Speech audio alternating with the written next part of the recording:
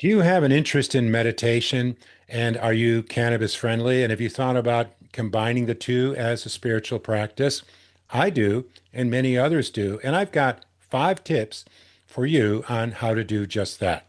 My name's Eddie, and Margaret and I are with a Mindful Emergence, where we offer mindfulness, movement, and breathing practices, as well as plant medicine, when appropriate, for those seeking healing and spiritual transformation. We're in the waking up business. So let's get down to business of the 5 tips. The first one is pick the best method for you.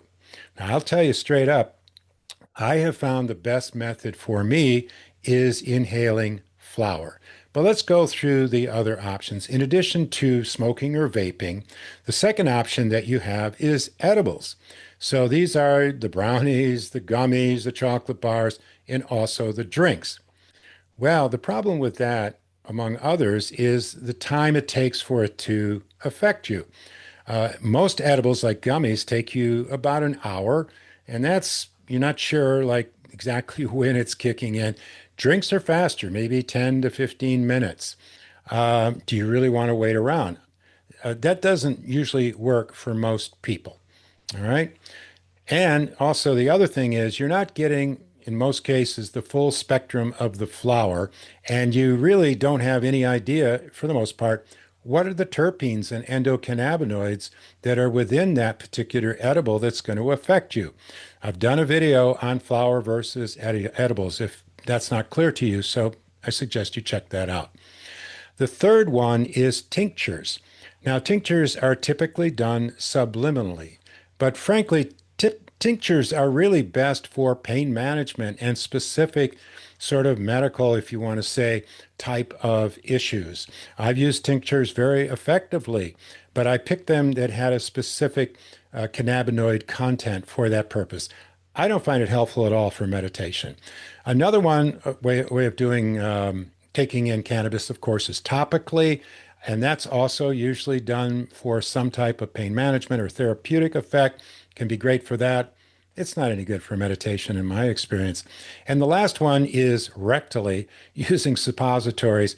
And I have really no idea what that's about. And I don't think it's good for meditation. So let's circle back to the flower.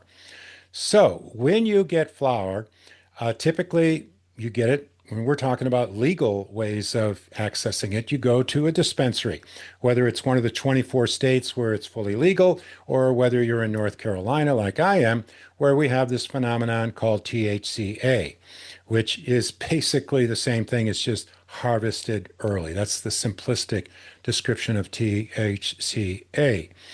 Then you got to ask yourself, what strain? Because you have all these different strains. And if you walked into a dispensary, you got all these containers of different kind of flowers, what to get.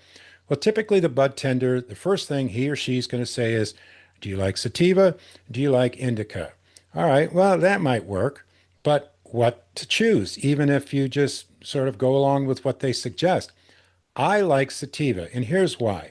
Sativa tends to be more energizing, more uplifting, and to me, it gives more like a sharpness and a mental clarity that I don't get on indica leaning flower. Indica tends to have a heaviness effect. It is relaxing, but it doesn't help with mental clarity. And also, sometimes I just end up feeling like stoned, and that's not really what I'm going for. So I've done a video on why terpenes are important. I suggest you look at that and start recognizing what terpenes are helpful. And when you go into a dispensary, just say, hey, do you have any flower that, this is what I say, that's high in limonene and pinene, because I know those are the ones that work for me. And I don't just accept that whatever sativa they're suggesting is going to work best for me. And I buy a small amount, a gram if I can, just to test it out. So, flower, that's what I recommend. Now, some people just can't inhale for one reason or another. Smoking or vaping is not an option. So then you need to consider exploring other options. They can work. It's just in my experience, the flower is best. So the first one is pick the right method for you, which includes the right strain, if that in fact is flower. All right. Second tip is the right setting. Now, when I smoke or vape, I always have everything set up ahead of time. First of all, I inform Margaret or anybody else that might be around me, I'm going to take some time to meditate. And they allow me to have that space undistracted. And I got the environment prepared. Uh, I'm ready to go. That's really important. Make sure it's comfortable without any distractions so you can just step into the experience. If the weather's nice, I usually sit out on my balcony and I just take a puff and then I meditate. Or if it's cold or weather's bad in some other way, then I'll take the puff outside because I don't smoke inside. And then I come back in, but I've got the environment already prepared for me. And to the earlier point that I made, what I do is I take one puff. That's all I do is I load my pipe and I usually use a water pipe. I find that best for me. Or I can vape. If it's the water pipe, I usually just take about a quarter of a teaspoon of ground flour, put it in there, one puff, that's it.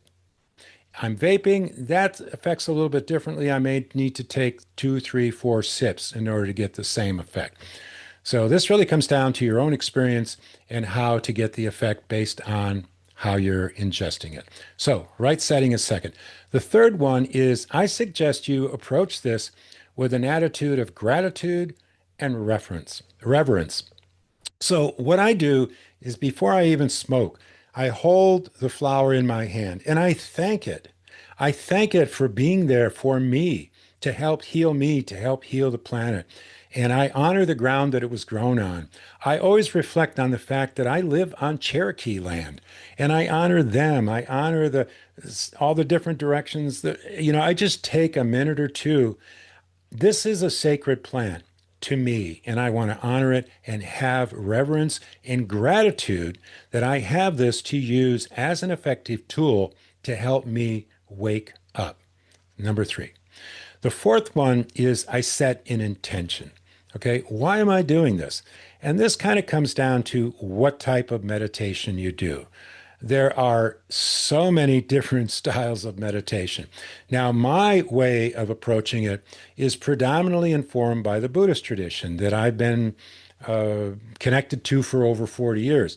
And I also have a lot of experience in the non-dual tradition. So, and within Buddhism, I tend to lean more towards the Vipassana or insight style.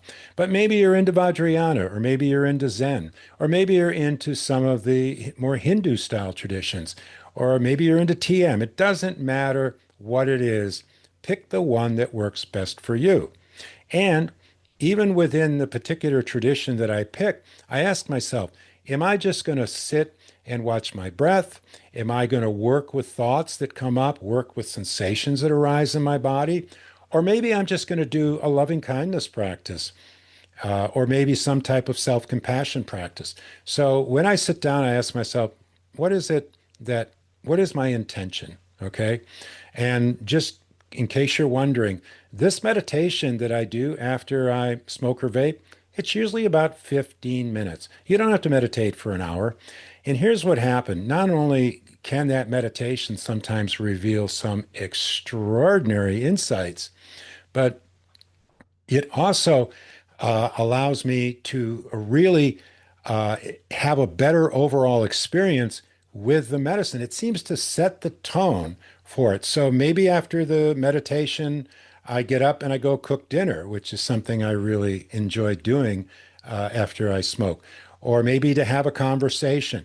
But having spent that time in the meditation for those first 15 minutes or so really informs the direction, the arc of that particular medicine as I use it. So intention is very important, I think, in life, but especially in using plant medicine.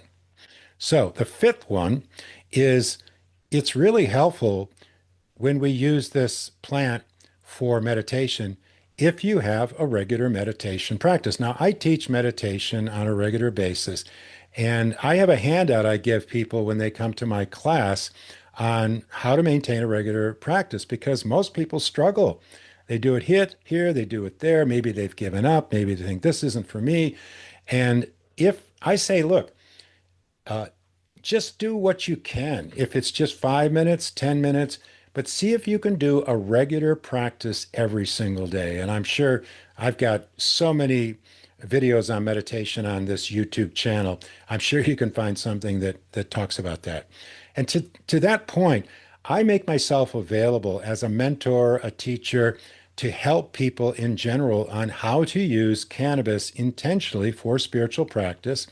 And I encourage you to reach out to me. And if meditation is it, I can help you. I can either do it in person or virtually. And there's a link in the description that you can use to reach out. And we'll talk on Zoom and see if this is something that you're interested in. So I appreciate you watching this video. I'd love to hear your comments if you have any experience with meditation and cannabis. Of course, we always love it when people give us a thumbs up.